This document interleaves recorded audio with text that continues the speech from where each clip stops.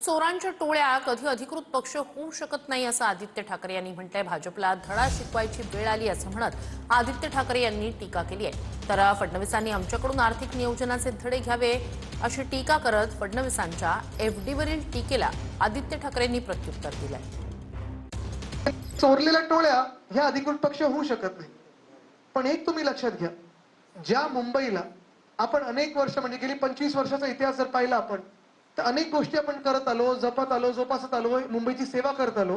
त्या मुंबईला लुटण्याचं काम ह्या भाजपाने आणि मंडळींनी केलेलं आहे। त्यांना धडा ह्या निवडणुकीत शिकवायची तर वेळ आलेली आहे। मला पहिलं वाटलेलं की सुसंस्कृत मुख्यमंत्री, पण हळूहळू त्यांचा खरा चेहरा हा लोकांसमोर यायला लागलेला आहे। ही भाषा जी वापरले चाटायचं वगैरे ते तर दिल्लीचे बूट चाटतात। आणि फिक्स डिपॉझिट आर्थिक नियोजन हे कसं करायचं हे त्यांनी आमच्याकडून शिकायला पाहिजे। कारण जे काही फिता आत्ता ते कापत आहेत महानगरपालिकेच्या कामांचे, ते आर्थिक नियोजन करून कर न वाढवता आम्ही केलेलं। कोस्टल रोड टोल न लावता आम्ही करून दाखवलेलं आहे। आणि ते सगळीकडे टोल लावतात, त्यांच्या आवडत्या कॉन्ट्रॅक्टरांना कॉन्ट्रॅक्ट देतात, पैसे काढतात आणि काम देखील खराब दर्जाचं करतात।